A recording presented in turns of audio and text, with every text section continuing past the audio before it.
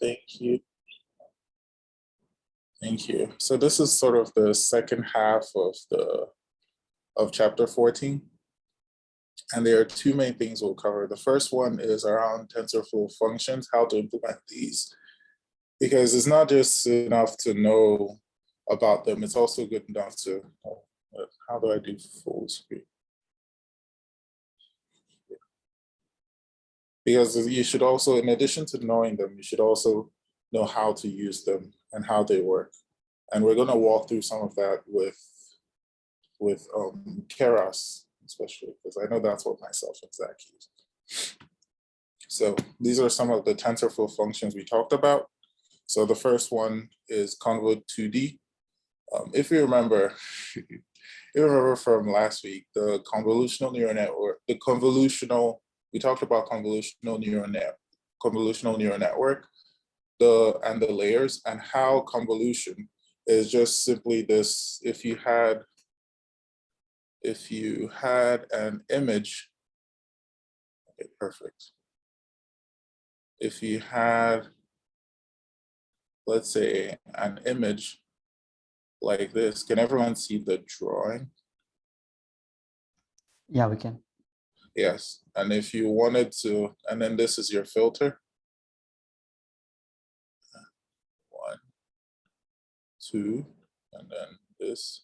It'll give you, you would do, what you would do is you would find this times this plus this times this plus this times this plus this times this plus this times this. And then when you add everything, that will give you your first slot. So this is 3 by, it should be the same thing. 1, 2, 3, 4. I'll just add one more here. Yes. And you do, that's how, and then when you find the product over those ones, and the product and then the sum, each respective product, that you find your first slot here. So 4 minus 2 plus 1, that's 3. So I think it will be 2 by 3. Sorry, 3 by 3. Yeah. I don't know why I don't know where my mouse went. Does anyone else see the mouse? No. This is weird.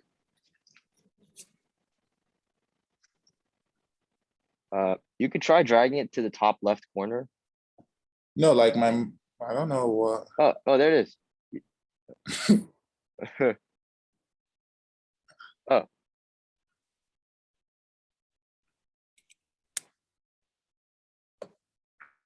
Wait.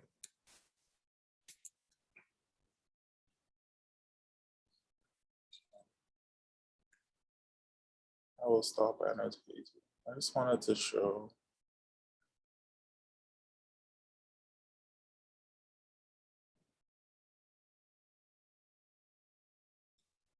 Clear.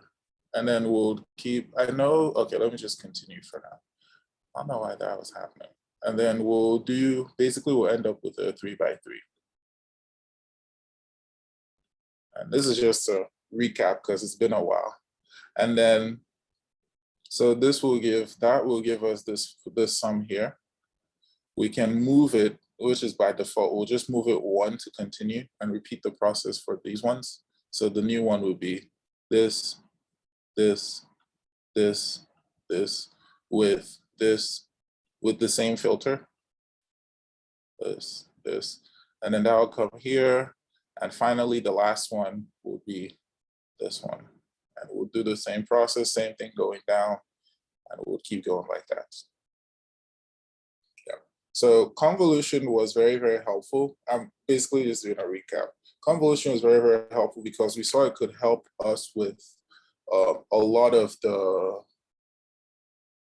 we saw it could help us detect edges or lines. So if you had a specific convo, I can share.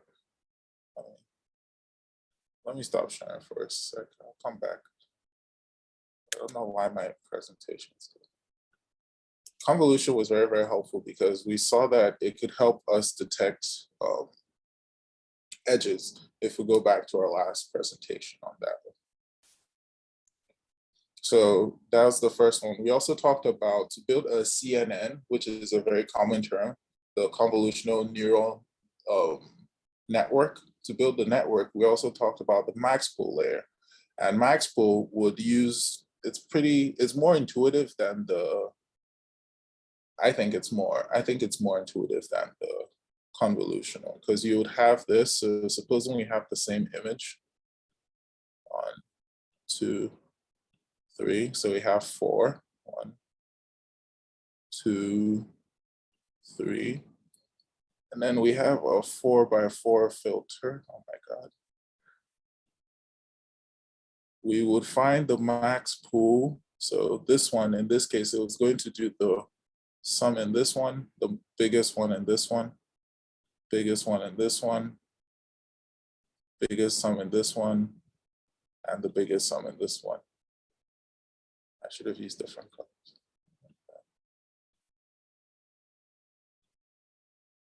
So what we're going to end up with is this. Similarly, the average pool will do something. So this would be this one, that would be that one, that would be that one, and that would be that one. We also explored a few terms like padding and what was the other thing? Padding, we talked about, I remember padding and stride, yes, padding and stride as well. So that's just a quick recap on what we did last week. On what we did not last week, on what we did last time. So now this is how you would implement the convolutional 2D layer in Keras.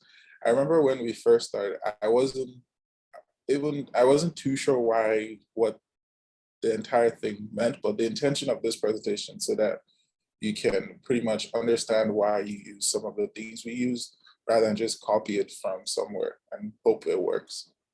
So the parameters for TensorFlow, these are the parameters from the official website, and you can get it if you do this. So if you do Convo 2D and Keras or TensorFlow, you should get it on this. This has a lot more detailed information about the parameters, how to use them. I like this website. I think it's very useful, especially when you're building and deploying models. So there are some mandatory or some required inputs, and these are the ones I listed. So the first one is the input, the image. Obviously, you need the image that you're going to work on. And you would also use the filters, the type of filter. They have a set and the strides and the padding, just like we said. So does anyone remember, Zach or Matt, do you guys remember the difference between same and valid? Or GD, Jim, I'm still your boss. I'm not allowed to ask me questions. I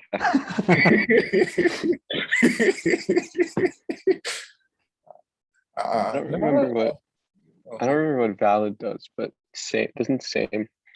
Just make sure that the input image is the same size as the output image. Exactly. That's correct. Because if you remember when we did the, I don't know why that was messing up, but when we did the 4x4 image with the 2x2 filter, we got a 3x3 output. So same would actually, valid just means default. Valid just means whatever happens. I don't mind the output, but you're correct. That same will pad the input image. So if we had the 4x4 image,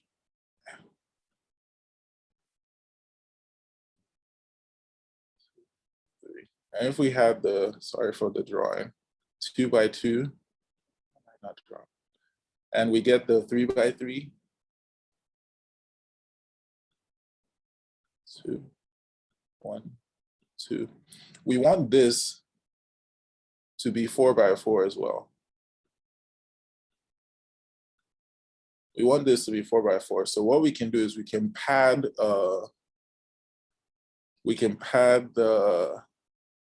this one. We can pad this one, and typically you pad it with zeros. And typically you'll pad this with zeros, and then you still apply the same filter, but this time if you do, I think it'll be 6, it'll now be 6 by 6, 6 by 6.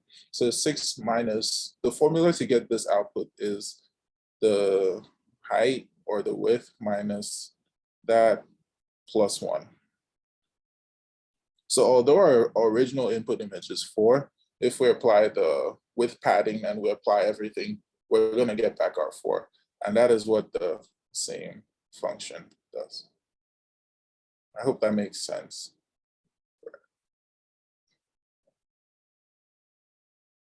So, and the max pool. Now we're going to look at the filtered example in this one. So we have the data set. We have scalar data set. We have the matplotlib library, which is how you use to interact with the images. We have Keras, which is where we get this. We have NumPy, we have TensorFlow as well. So this is just me loading the image. I wanted you guys to see the image. You guys see this one. And oh yes. So this would, so the input for the, what you call it? So the inputs for where we do this, these two things need to be the same size. That was something that was very crucial, is these two things need to be the same size, is the filter and the image. So me doing this and doing this was just me validating and checking that these two things have the same dimensions or similar dimensions. And pretty much when you run it, you can see this will grade out. So I think the filter that they made was, they made two filters, one for vertical line, one for horizontal line.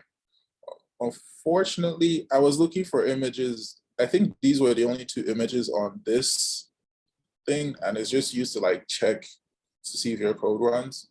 I think it would be cool if we tried it on like actual image of just vertical lines and actual image of just horizontal lines to see the results. But for now, we can just sort of see if we can just sort of look at what this is the highlighted portion. This is the image trying to highlight the vertical and horizontal lines on the image. Now, say we want to put it to just one filter. Remember I said that these two things have to have the same dimensions. So this one here represents the number of images. This one is for filters, and yeah.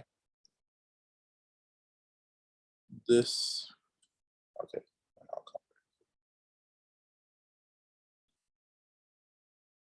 Yes.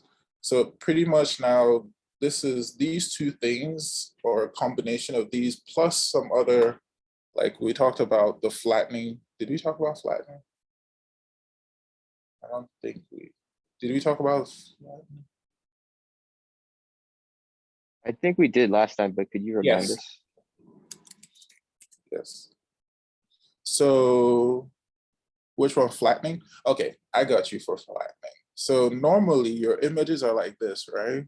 Wait, where is, okay, let's see if I can annotate. So normally your images are like this. I don't know why I drew all this. In some cases, they're even, no, I shouldn't, all right, where's the eraser? Draw.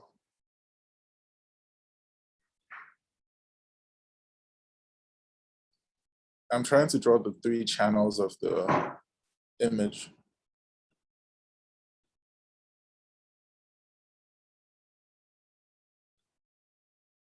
like basically your image would normally have 3 channels.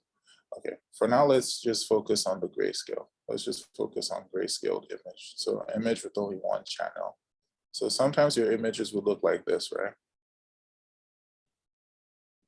2, 3, because I was still going to do that. And if you remember, neural net stuff look like this.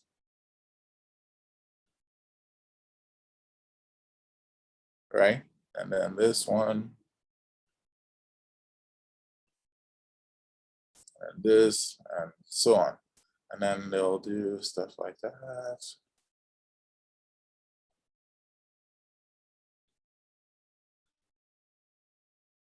Oh, man. Yes, pretty much flattening is when you get your, let's say 10, I'll use 10 by 10 pixel image. You flatten it when you put it in like this format.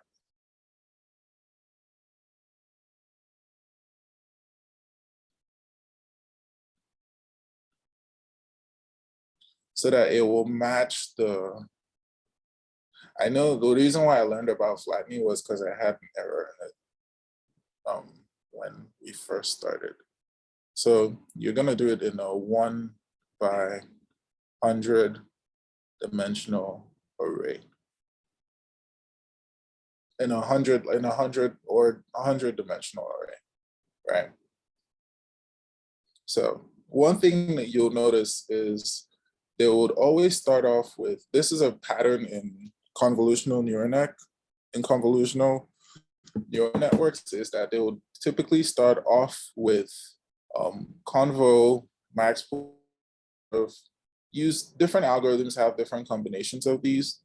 And that's why we have so many different algorithms, because they're, I think in most cases, the experimenters are very deliberate about what they want to do. It's not as random as it looks.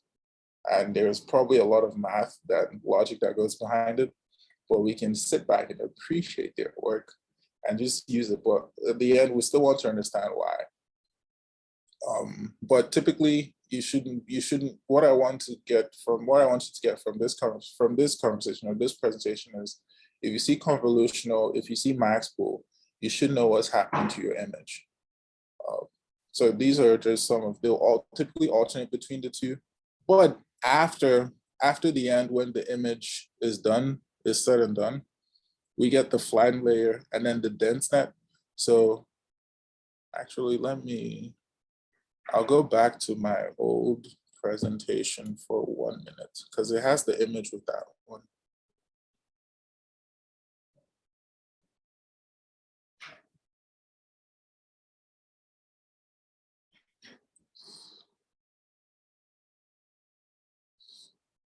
Perfect. Got it. Yeah.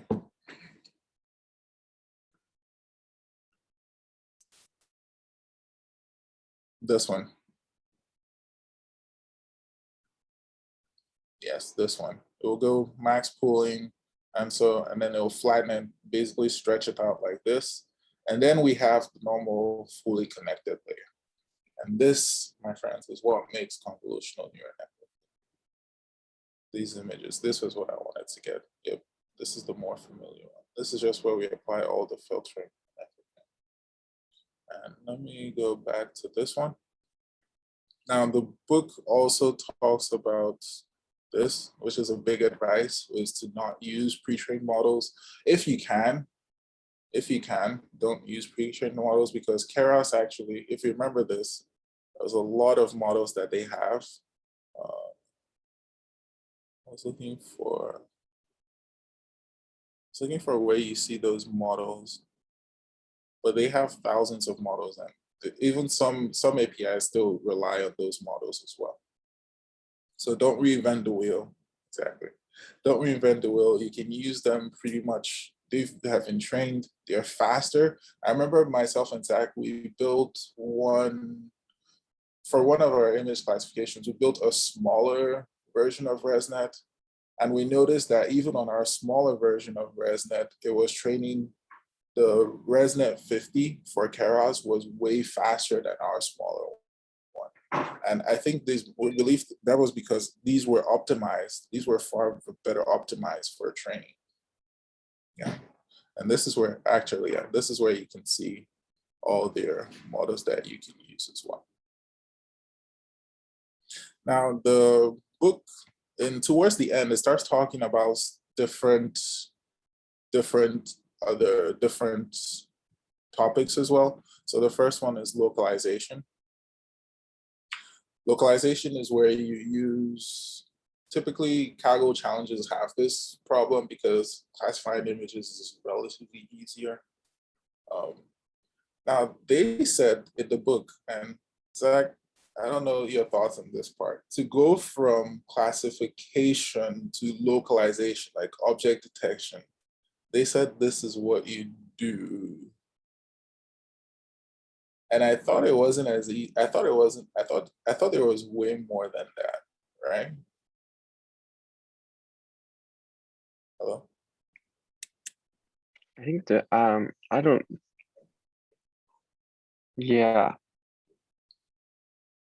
I don't know. At least when I've done like object detection, Yeah, I've used right. like YOLO or like a transformer Mm-hmm.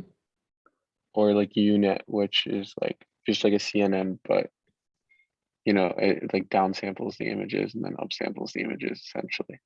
Mm-hmm.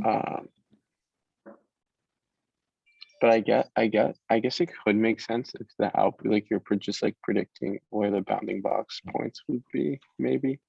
But I'm not really. I've never done it that way. Anath, what do you think? Have you done object detection? Because they didn't leave any code for this one. And when I found but the way I used to do it was not this, to add a second density. Yeah, I have never worked on localization, but I don't think just adding a second dense output layer is a change actually. Yeah, that's what I thought too. Because in usual classification, you tend to have, let's say we have 4 classes, and we have 4 output nodes with sigmoid or softmax function possibly, and just give the weights and let them train. But in localization, you are not giving 4 nodes. You have to get the boundaries of something. So let's say you're looking for a chair.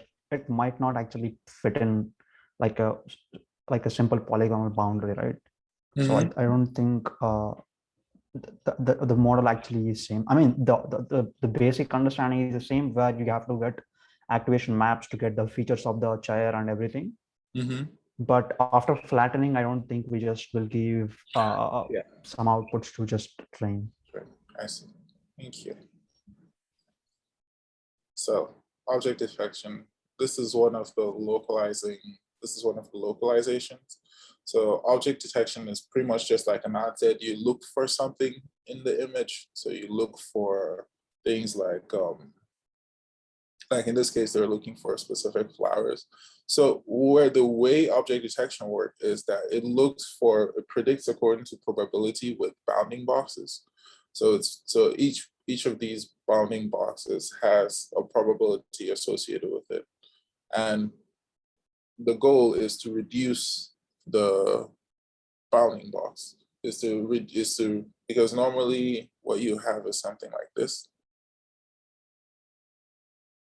And you want to get it to a point where you can do this. This is a very standard image with this problem. So because I think there was a paper that became very popular using this example. And the last bit I wanted to talk about was the YOLO algorithm. So you only look once. These are typically what we use for this guy. He's very funny. If you get it, if you look at his website, he's funny. This is typically stuff that if you go to your office and they ask you for ID to verify that you're in the building, sometimes they only use one image to make that verification. That is what these algorithms mostly use is quick. It's like quick object detection or quick detection, and sometimes you only need to supply it with one image. I think we can watch the example. I think it would be good just to demonstrate.